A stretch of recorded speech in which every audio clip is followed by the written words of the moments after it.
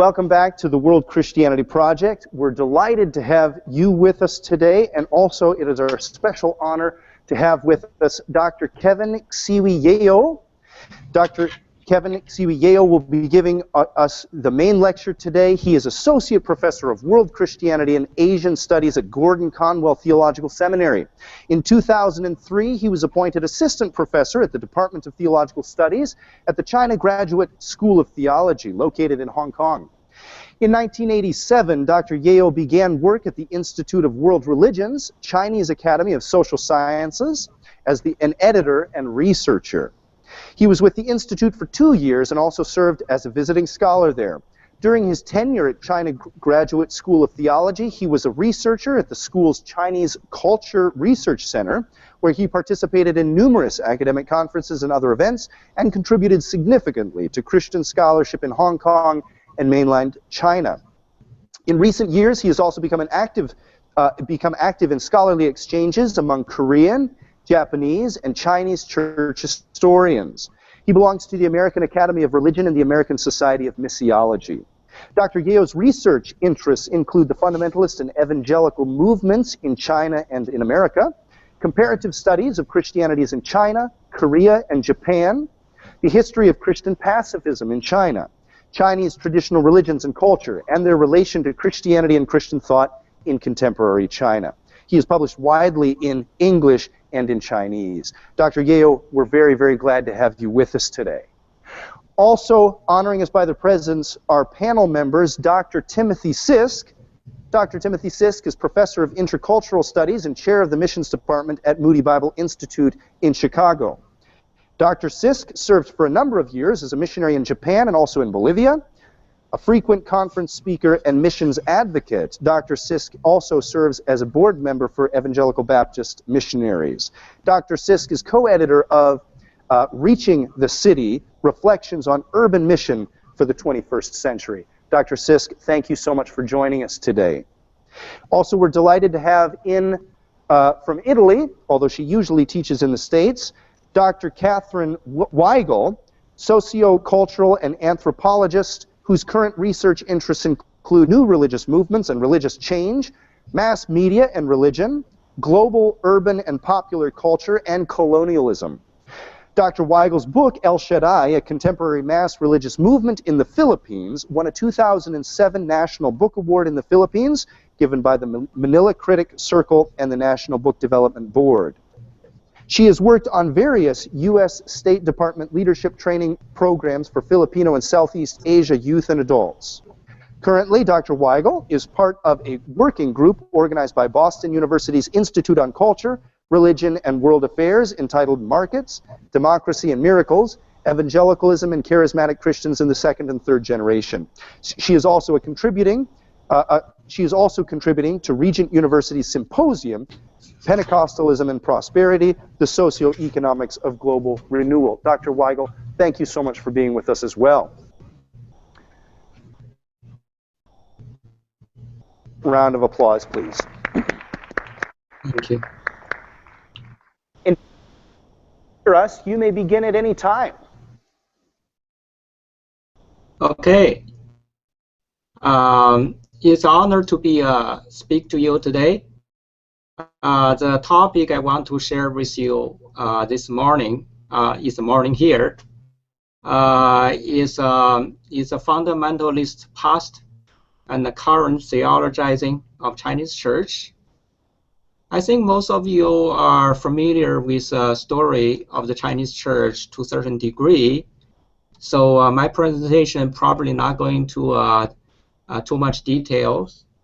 I just want to sketch the development of the Chinese Christianity, especially the Protestant stories since the 1980s. That's going to be my focus. Let me begin. Since the 1980s, among all religions in China, Protestantism has been the fastest growing one for the last several decades. Actually, I'm sorry, we should be on the next slide.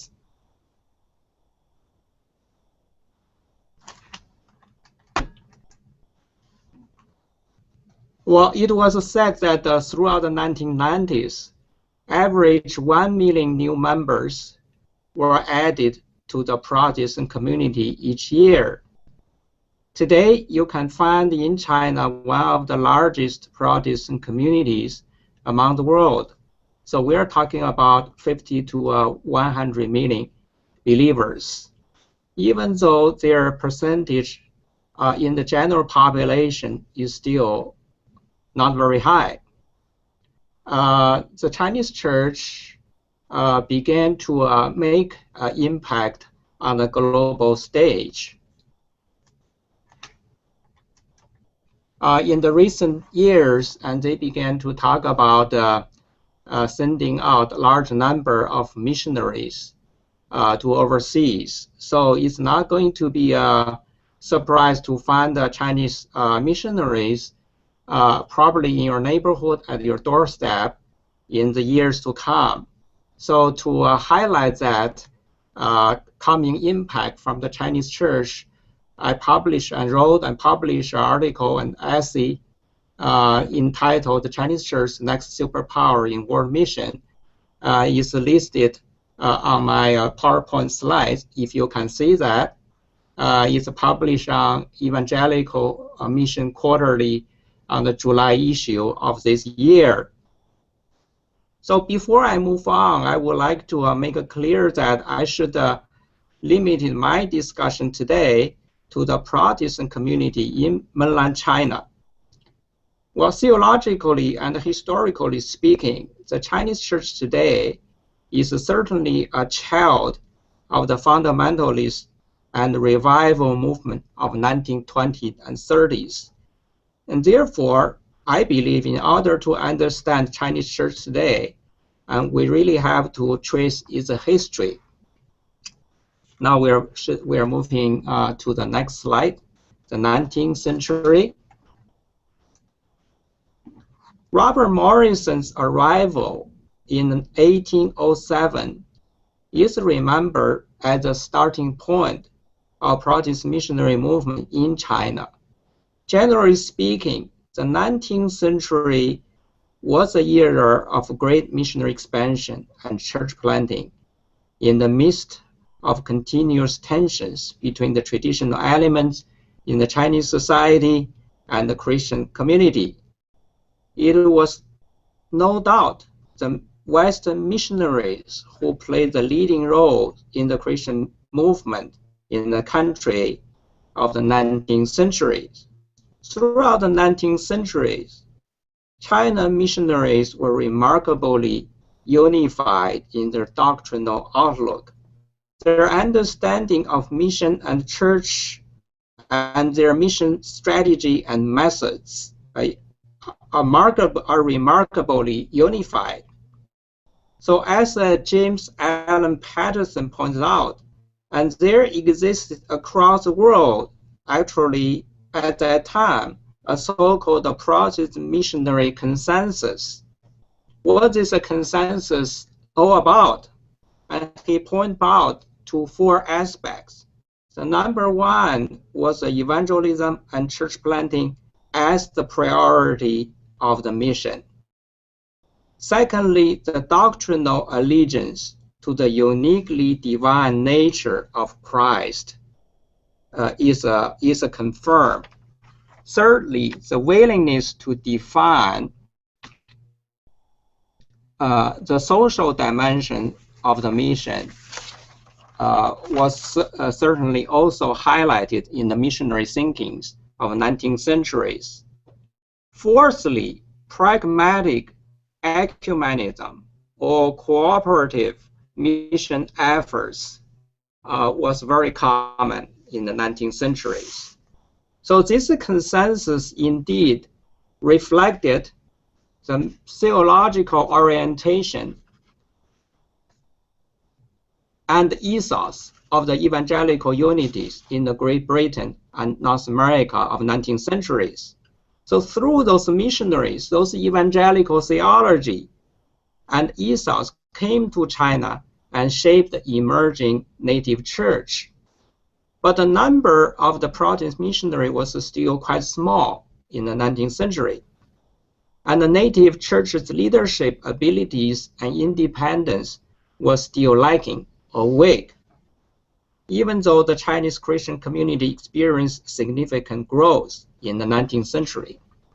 Now we move to the next slide. The first half of the 20th centuries. Early 20th centuries was a crucial period for Christianity in China. In the wake of the Boxer rebellions in the 1900s, social environment turned quite favorable to the new ideas from the West and from the Christianity. In contrast to the previous century, the most significant change was perhaps the maturity and the rise of the Chinese church. The church grew not only in quantity, but also in quality. And the generations of the Chinese church leaders, trained either domestically or abroad, began to take leadership roles in churches or church-related institutions, and prove their capabilities to lead the church independently and effectively. Even more dramatic were the revival movements, led by the Chinese evangelists that swept the country like a wildfire. Indeed, the days of missionary dominations in the Chinese church were definitely gone. Early 20th centuries was also a time of unprecedented diversification and divisions within the Protestant missionary community and church in China. Through publication, guest speakers, and the arrival of large number of young missionaries, liberal theologies and social gospels quickly became a powerful voice within the missionary circles and within the Chinese church. The growing diversification increasingly challenged the Christian unities and so-called the Protestant missionary consensus in China. And the modernist fundamentalist controversy finally shattered so-called the Protestant missionary consensus in the 1920s. The missionary body in China was deeply polarized. Within the Chinese church, the fundamentalist modernist conflict was never as intense as among the foreign missionaries, but the differences were real and deep. Relatively few in number, liberals in the Chinese church were largely elites and held key positions in such institutions as the Christian colleges, the National Christian Councils, and the YMCA.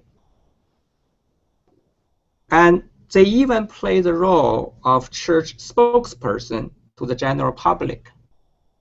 Optimistic about the history and society and critical of the traditional evangelical mission model, they put the social involvement and evangelism on equal footing and made consistent efforts to highlight Christian relevance to the nationalist and socialist movement, which was very popular in China in early 20th centuries.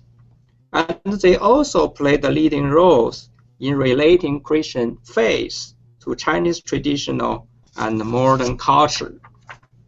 In the meantime, there existed a silent majority, including many grassroots urban and rural congregations within the mission-related church structures, as well as independent evangelical churches.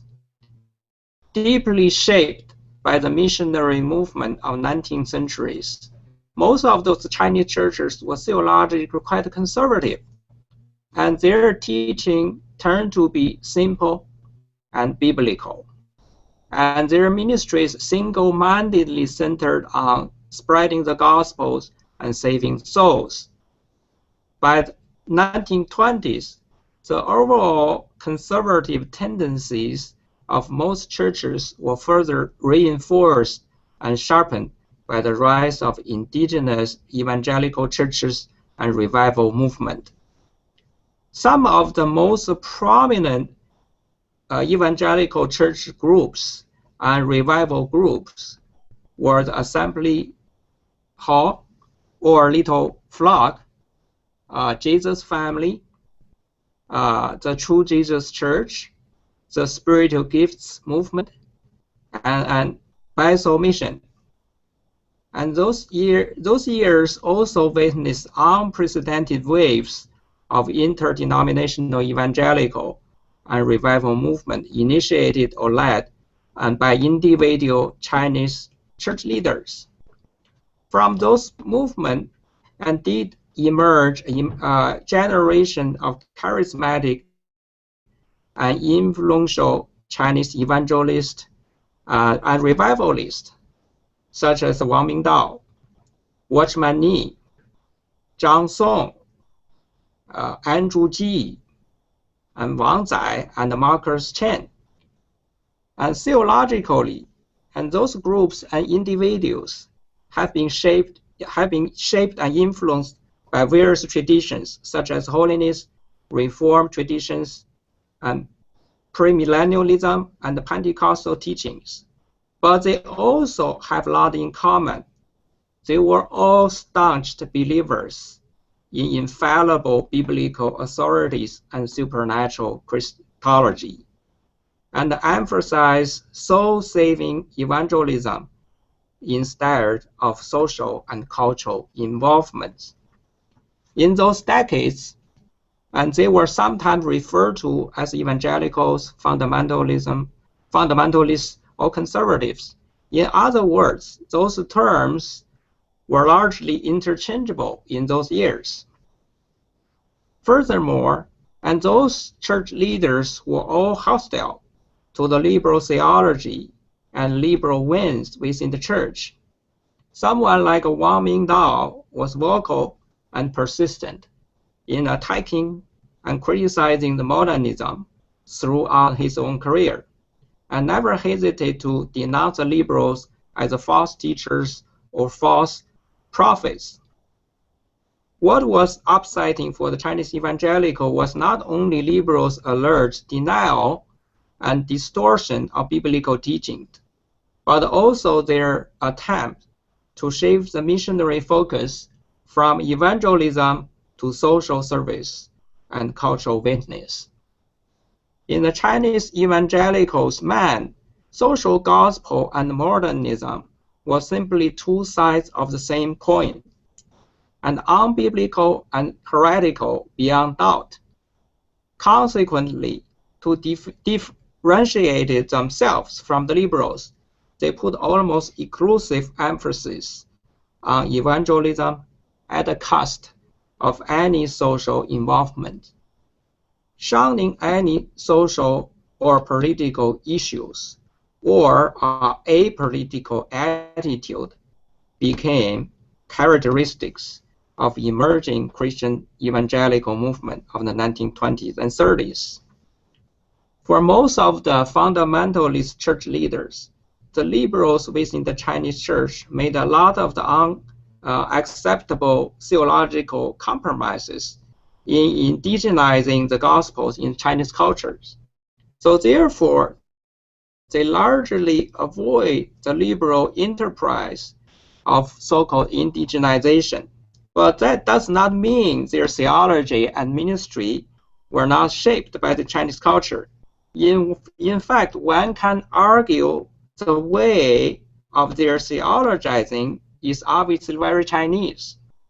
For instance, the evangelical church leader revelries overwhelming emphasis on the imitation of Christ and the personal holiness or the moral character very much resemble the Confucian ideas of saints or the gentleman or junzi.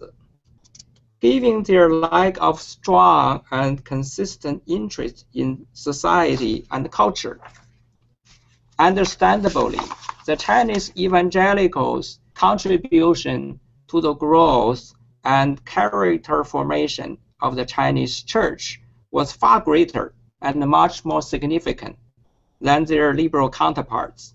Even till today, we can still see that most of the Chinese Protestants church or community across the world are evangelical, and the liberal influence among them and can be neglected. After the anti-Japanese War, which lasted from 1937 to 1945, when the war was over, the polarization within the Chinese Protestant church persisted. Evangelical theology in the church held on. Now we move to next slide. The second half of the 20th centuries.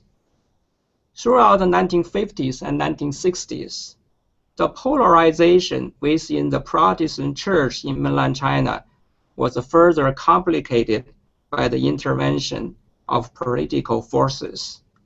The emerging powerful Three Self-patriotic movement was increasingly dominated by such liberal figures as Y.T. Wu. While evangelical leaders either confronted TSPM, which is Three Self-patriotic movement. I will refer to that movement as TSPM from now on. So the evangelical leaders either confronted TSPM from the very beginning or were marginalized or expelled from the movement. During the same period, mainland China went through the turmoil of the Cultural Revolution, and which started in 1966 and ended in 1976. And religious life was completely suppressed for most of those years. It was not until the late 1970s and early 1980s when the Chinese Communist Party and the government restored their religious policy and the correspondent controlling structure. Consequently, the TSPM was also revived, and the new China Christian Council founded. For the past 3 decades, the church under the TSPM structure has experienced steady and considerable growth. Indeed, just as in the 1950s, almost all the church leaders and theologians with liberal theological views can still be found only in TSPM. While the liberals were much less vocal, and the majority of the congregation associated with the TSPM are actually still very loyal to the evangelical and fundamentalist traditions and heritage, and formed actually before 1949, when the communists took over and established their rule in Beijing. However, for the past 3 decades also, the growth of the house church in China is even more impressive. In the 1980s, most of the house churches were founded in the rural areas and largely consisted of marginal social groups, such as the peasants, the elderly, women, and poorly educated, and in no position to challenge TSPM churches in size and social status. But in the 1990s, the spread of the house church movement in the urban areas has dramatically changed the landscape of the Protestantism in China. The newly rising house church in China urban areas share the overall theological outlook with the churches of the 1980s.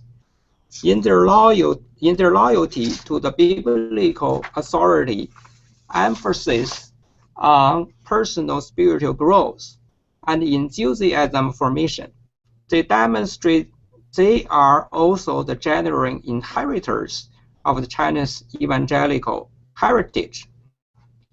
In the meantime, it cannot be denied that some of those churches have some very significant new features. In addition to new sensitivities toward intellectual life and openness to theological education, a strong social and cultural concern definitely makes them distinctive from the old generations and churches of 1980s. A process similar to what happened to the overseas Chinese churches has finally started in the churches in the mainland China. A critical reflection on their own tradition and a deliberate identification with such international evangelical movement as the Lausanne movement.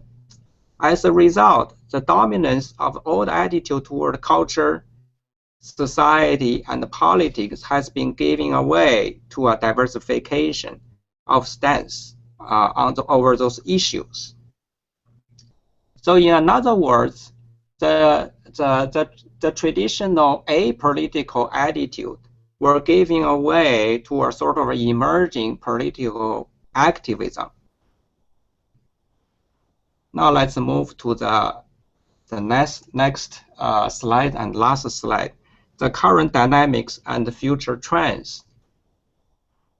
Examining the current theological scene of the Chinese church today, we can conclude that the majority of the churches are holding on to their own evangelical heritage, but at least a great number of the urban churches are eager to learn from the global church, especially from the church in the West.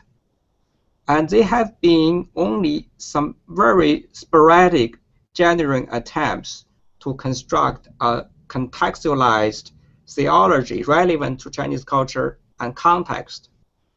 More attempts are being made, but not yet bear any significant fruits. I'm talking about theological thinking and theological construction of the Chinese church in the 21st century. So I believe this is probably the fair estimate of current status of Chinese churches theologizing. After 3 decades of tremendous growth, the church in China is at a critical juncture. Among all the challenges facing the church, theological construction is especially difficult. However, it's very crucial. But still largely importing the theology from the West, the church in China, I believe, still has a long way to go before it can claim a genuine theology grounded in God's word, nourished by its own ecclesial tradition and Chinese culture, addressing the social and cultural issues and needs, and communicating with the global church. Ignoring the church's own theological heritage, disinterest in China's cultural traditions, and simply parroting fashionable Western theological discourses have actually reinforced the Western image of Christianity in China. Unfortunately, that's still the reality when you come to the theologizing in China today. Internally, the theological divisions, controversies, and denominationalism from the West have been uncritically introduced into the church in China today. As a result, the Christian unity and theological consensus have been damaged. Well, no doubt, to construct a viable and generally Chinese theology is an urgent task. Well, in my own opinion, such a theology must demonstrate the following characteristics. First, a viable Chinese theology must be firmly grounded in the biblical truths. Inherit and honor the evangelical tradition of the Chinese church itself, which is in the blood of most congregations in China. Especially important is the need to have this tradition renewed and updated so that it will stay relevant in the social and the cultural context today.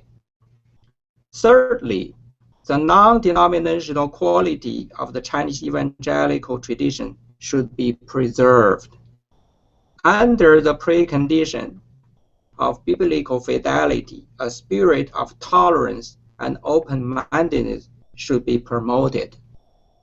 The Chinese church and its theology should be nourished from multiple traditions, or not just by one or two denominational traditions.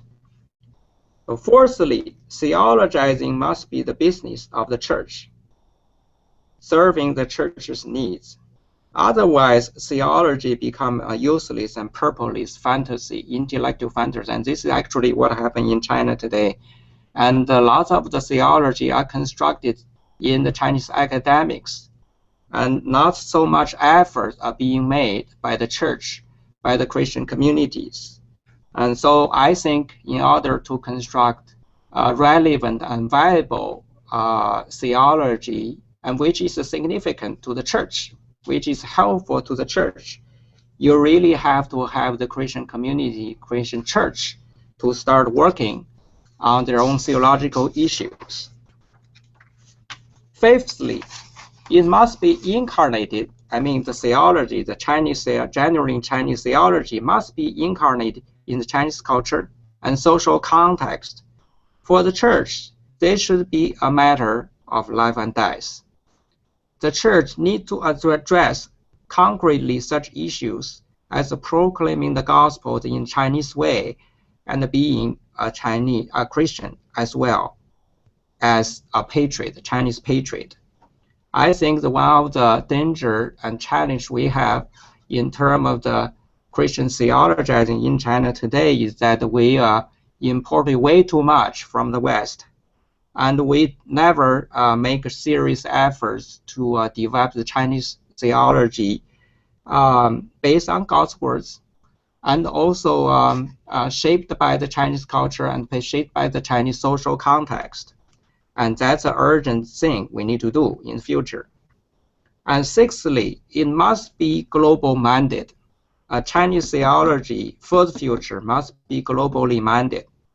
With all its Chinese flavors and characters, it should be open, loving, and humble toward the churches in the global north as well as global south, willing to share the theological insights with each other for the purpose of mutual enrichment. Well, as a global partners of our Chinese brothers and sisters, I think we would be most helpful to them through our prayers and humble dialogues with them.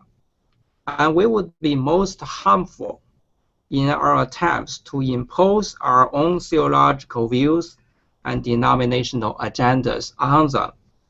Let us engage them as our equal partners, respect their own decisions, and trust God's leadings and guidance in China today. Thank you very much. Our thanks go again to Dr. Kevin Xiwi Yao for that fascinating lecture.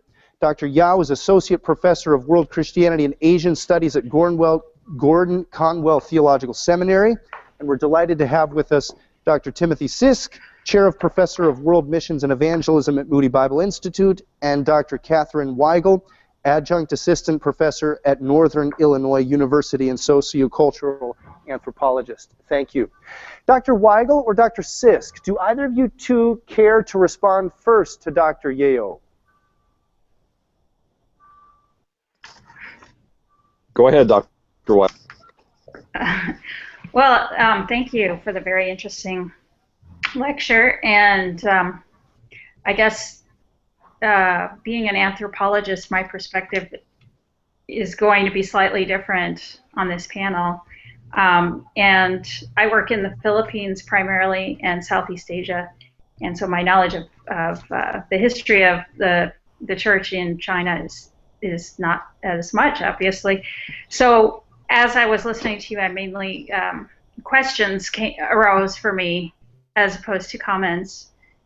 But I guess knowing that part of your perspective is the tension between maintaining integrity in the theology and adapting to the social context and the current social issues and political context. What would you say is the most relevant social and political issues today in China as far as social change that might be offer kind of a push and pull with the biblical integrity that you're talking about?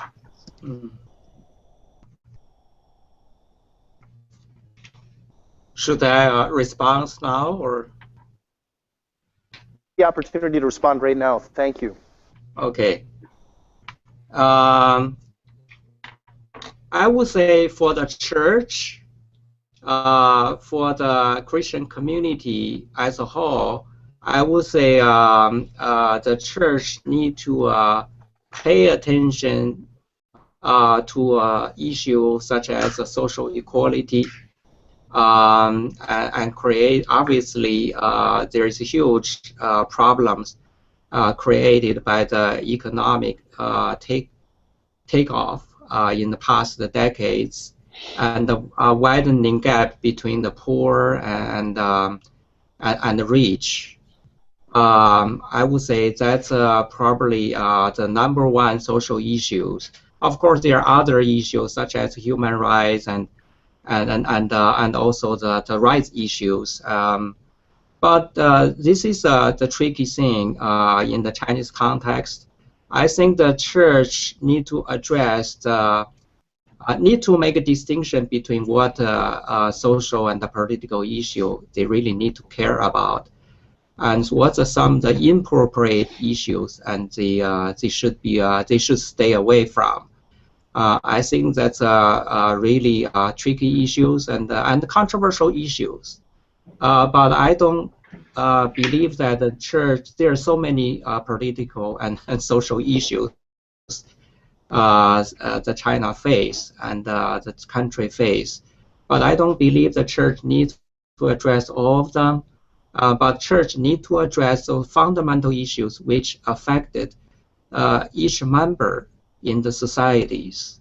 You know, the largest audience, the need church's voice, such as the issue as a widening gap between poor and social justice issues and social equality issues. I think that's probably one of the issues. The issue like that, you know, again, the human rights and, you know, the religious freedom issues, that sounds very basic issues.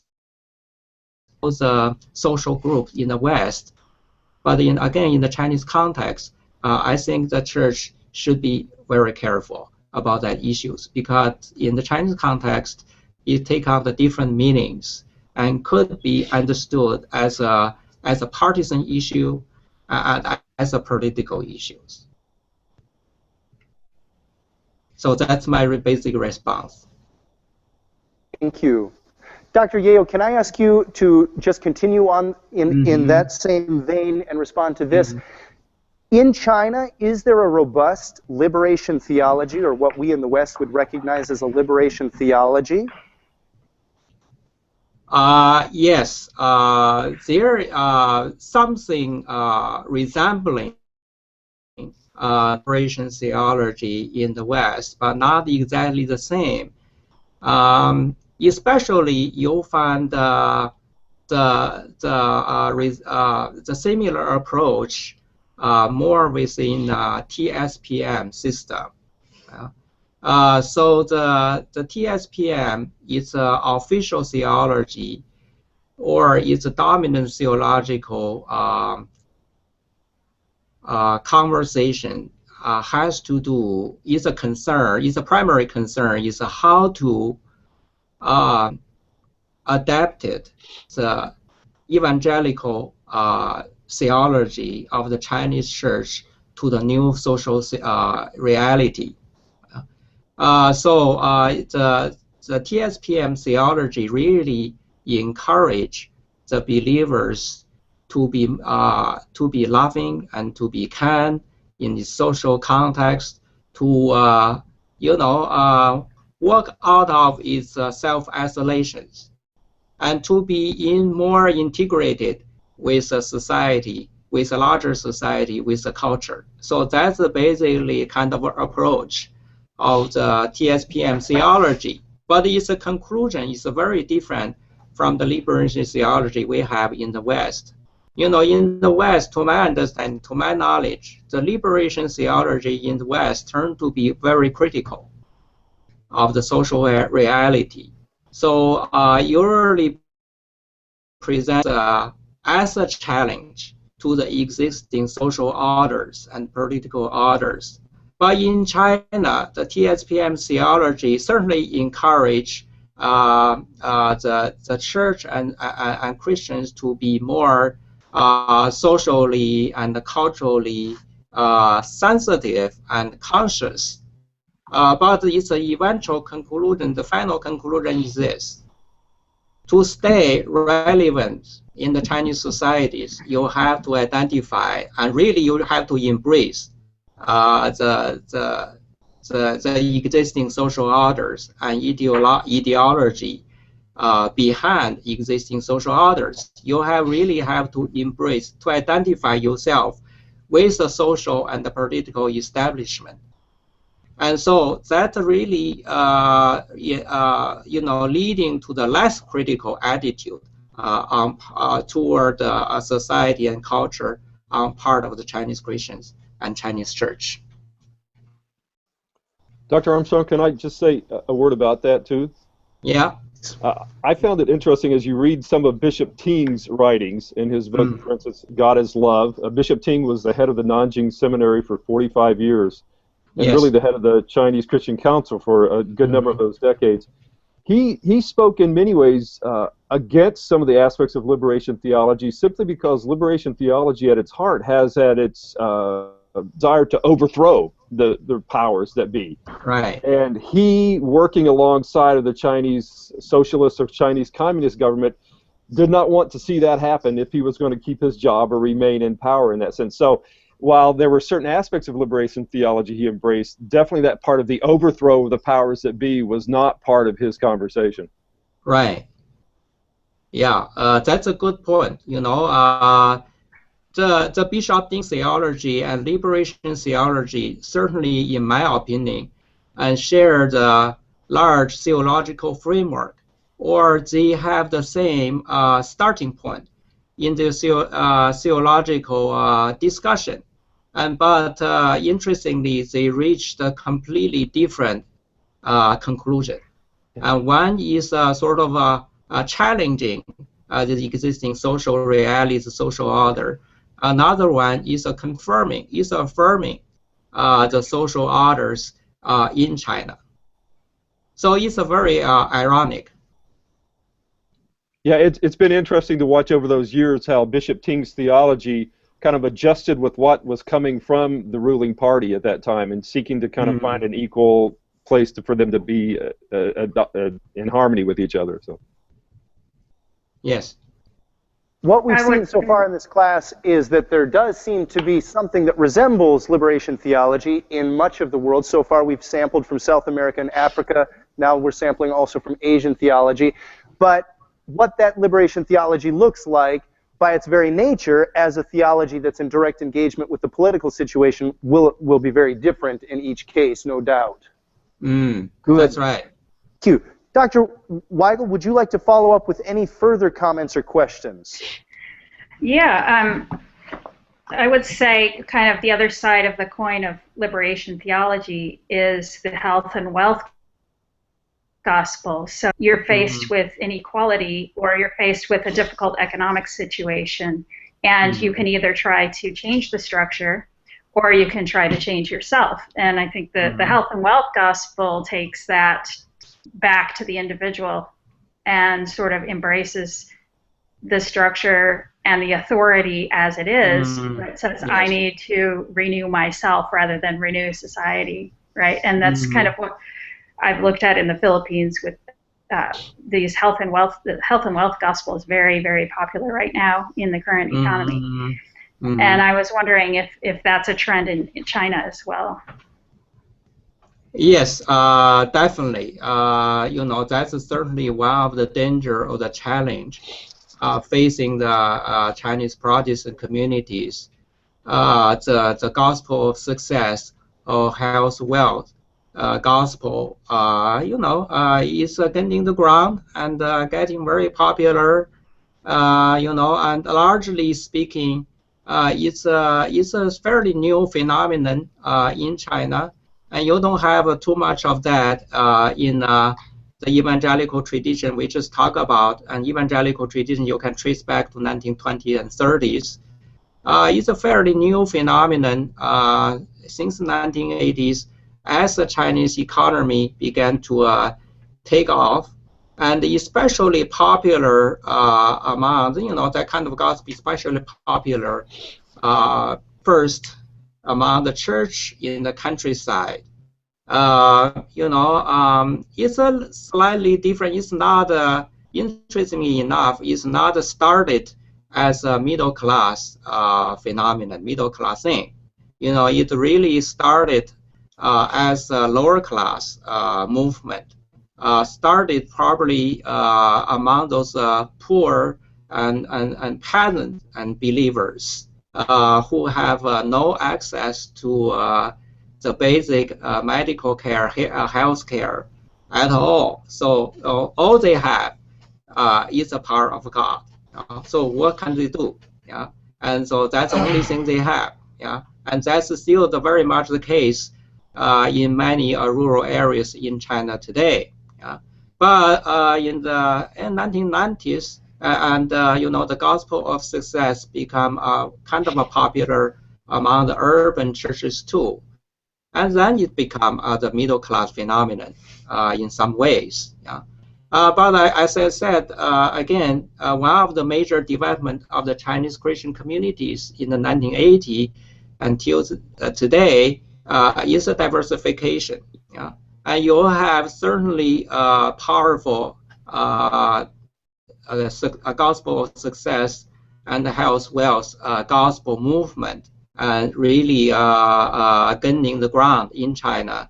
But on the other hand, you have the more conservative hardline fundamentalist group who really emphasize the value of suffering.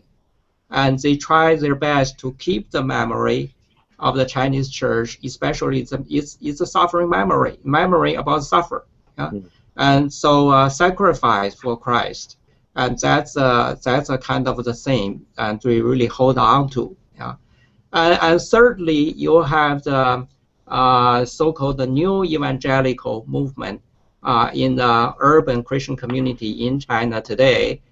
Those people certainly they do not like the gospel of success, yeah, and they thought that's unbiblical. But on the other hand, they began to develop this new interest in the political and social issues and movement, and they have a much stronger interest than those hardline and traditional fundamentalist group I just talked about. So, but for this third group and third, I would say the third sections and third schools of theology, and their focus, certainly they are, in terms of their political social stance, and they are turned to be more confrontational, and they're turned to be more challenging to the existing regime and social orders.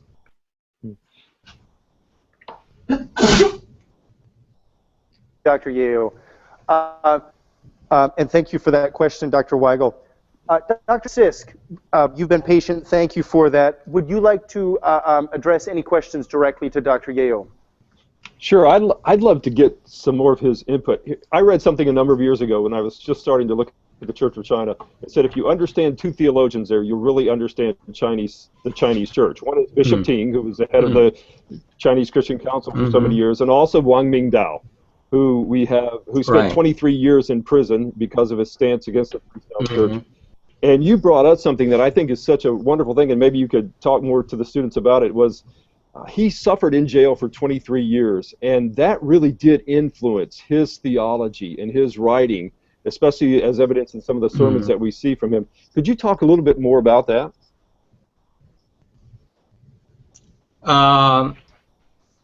You mean Wang Mingdao in particular? Sure. Yeah, because I think even today he's such an influencer in the thought and mind of the house church in China, the unregistered church in China.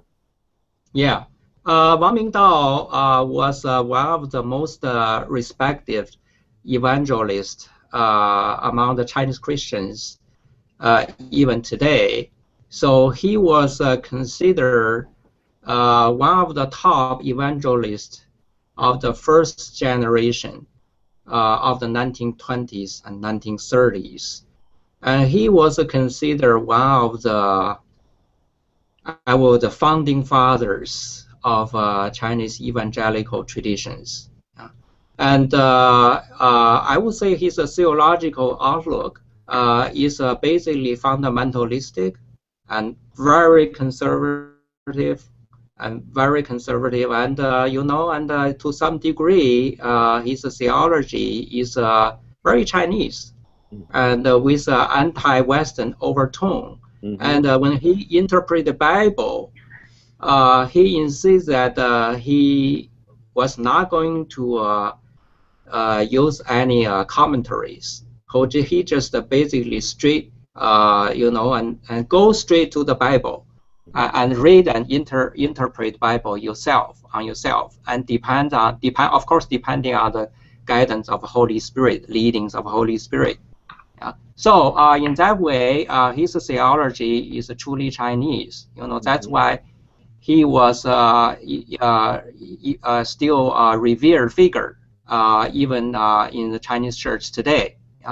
And also he was revered, and because his suffering and his willingness to pay the price for his own convictions. He didn't want to compromise in any way whatsoever. That's why he ended up in jail, and he never, overall, he never changed his mind. He never regretted. That kind of a spirit of suffering, I believe, is one of the most important and valuable heritage our Chinese church have. And right now, today, my concern is that we are facing the danger of losing that.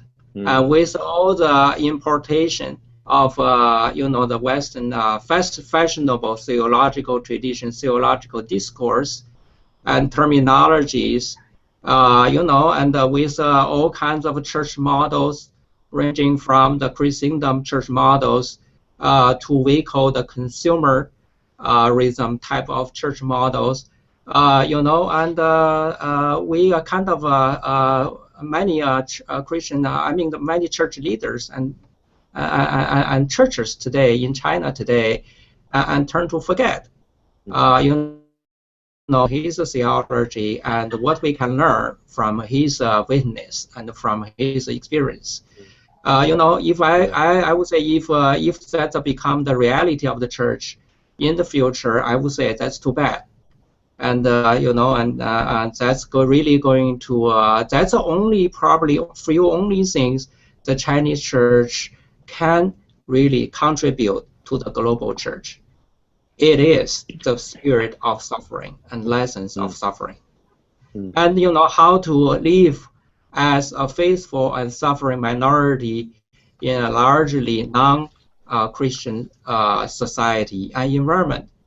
And that's probably the most precious lesson the Chinese church can share with the global church.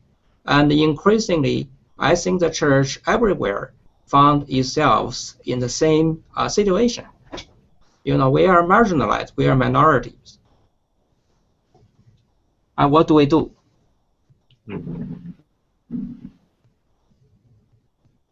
Dr. Yeo, would anybody like to respond to any part of that conversation? In a moment, if we have time, I'll open it up to students who will address you on whatever questions they may have, but I want to give you all a response to finish your discussion. I would say something briefly. I think it's very interesting that you brought up the value of suffering and interpreting the Bible yourself, because this is actually exactly what's going on in the Philippines with the Catholic Church and the Catholic charismatics that I've studied, the health and wealth gospel charismatics. And the church has always emphasized suffering and the value of suffering, and the identity as a Catholic has always been an inherited identity, right? Whereas the Catholic charismatics, as well as a lot of the Pentecostal churches, are a choice that people make to leave the traditional Catholic Church, right. or the mainstream way of being Catholic, and that's a lot of people think of it as a more modern way of being, with the emphasis on my choice for my religion.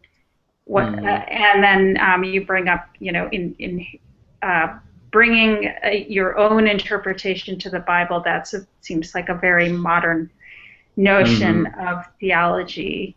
Right.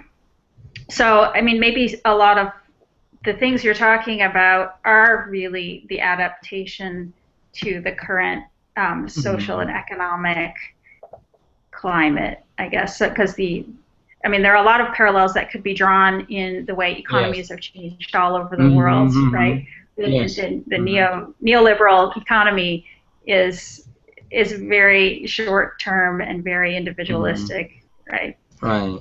So I just wanted to point that out, but I would love to hear from the students as well. So. Thank you. Thank you for that, Dr. Weigel. Okay, great.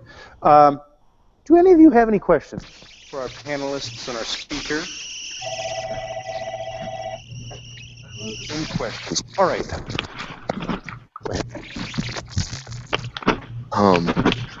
I was wondering if any of you could speak to the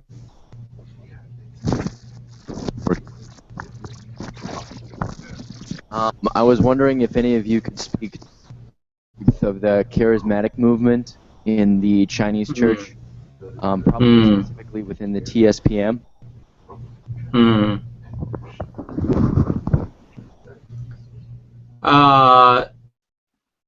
The charismatic movement has been on the rise since 1980s in the Three Self Church as well as in the house church. Well, I would say, largely speaking, I don't see any particular theological or ecclesiastical difference between between the Chinese version of Pentecostalism and global version and non-Chinese version of Pentecostalism. And they share the same conviction, and their worship style are pretty much the same. They have a pretty much the same impact on the Christian life in China, even though some scholars would try to link the even charismatic movement within the Chinese church with folk religious tradition and movement in China. But I don't think all those efforts attempts are 100% convincing, and some of them make make more sense than others. But I would say charismatic movement, Pentecostal movement within the Chinese church, even though it's a popular movement, but still I would say it's only one school or one group or one denomination, if you want to use that term. There, and very strong Reform traditions, and also popular, especially among the Christian intellectuals. Of course, the Reform people do not like the charismatic movement. And I think in terms of the church leadership, house church, and the Three Self Church leadership, they welcome charismatic movement, and they do not try to do anything to exclude it.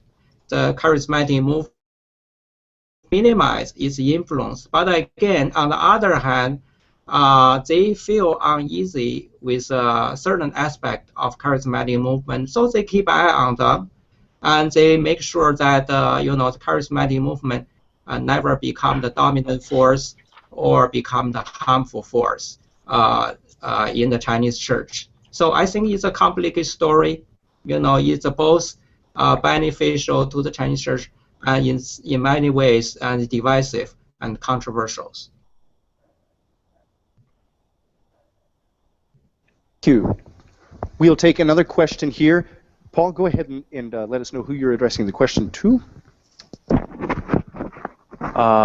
This question is to Dr. Yale. So, I have hearing a lot about Chinese Christians being sent out to Middle East and spreading the gospel. Is it how? Is that true? And also, if then, do you believe that will it impact will it have a huge impact on the future Christianity in the Middle East? That's a good question, and I would encourage you to read the essays I mentioned at the very beginning of my lecture today. I don't know whether you'll have access to my PowerPoint slide. You'll find it listed on the second one. I think, let me say, and put it simply this way, there have been a lot of talk about how many Chinese missionaries have been sent out, but also there are lots of debate and questions about that. And I would say, generally speaking, if you look at the missionary landscape of a Chinese church, I would say this. Number one, the Chinese church is ready to take on the task of global missions, but have not done much. Number two, the Chinese church have a great potential, and they began to realize that they cannot just care about their own church, their own community anymore. And increasingly, they began to realize that they have a responsibility to share the gospel with the people in other countries, in other cultures. So they began to develop their visions. Yeah, and so they're talking about sending thousands missionaries to the overseas.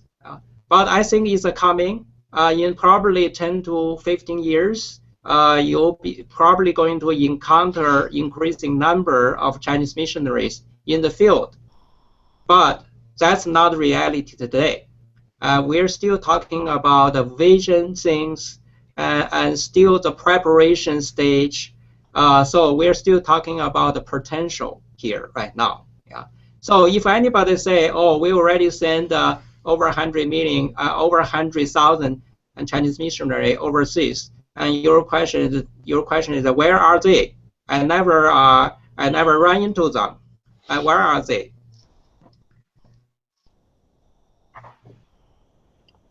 I do think it's interesting to note that given the suffering that the Chinese church has gone through, I think it does uniquely to be the gospel into some of these more difficult nations where oftentimes Christianity has been persecuted. So I think maybe, you know, we'll see how God has prepared the church to do that in the future. It'll be exciting to see. Yes. Thank you. Thank you, Dr. Sisk, for that reflection. If I could just ask, we have about 5 minutes left. May I ask all of you, you've all got significant experience in different countries in Asia, what we're generally calling Asia here. Can I get you to brainstorm on what are the characteristics of a, quote, Asian theology? Dr. Yeo, you gave us some of the historical background to know that we can expect a lot of energy, a lot of theological movement in specifically the Chinese context. But if I can just get you to brainstorm together as a threesome, what does an Asian theology look like? What are some of those major bullet points? Should I go first? Sure. Yes. I would say, you know, sometimes it's very hard to identify something which is only Asian and you cannot find anywhere else. But let me say this, and I would say if I have to identify a few unique lessons we can contribute to the global family of global family of Christianity, I would say number one is the lessons of suffering. Number two is a lesson to live as a faithful minority in in a very pluralistic, culturally, religiously pluralistic, and socially pluralistic context. Probably those are two features, and we see more in the so-called the Asian Christianity and Asian theology. Thank you. I'd also say, and some of this comes from kind of Confucius ideas, but the whole respect of elders, respect to authority, it sometimes plays over into how we view the lordship of Christ in our lives. And I, having grown up in Japan and worked a number of years in Japan, I find that even that Bushido, the way of the samurai, has had an impact on Japanese theology and Japanese understanding of the lordship of Christ. And so that's another area I think that moves beyond Japan into China also. I would say that as an anthropologist, I would just primarily resist answering that question at all, because I think there's so much diversity in Asia. You can find every world religion in Asia, and more, all kinds of local religions, and so many ancient traditions, plus ancient civilizations, and the history of colonialism, which makes it such a diverse region, especially if you go all the way down to Southeast Asia. So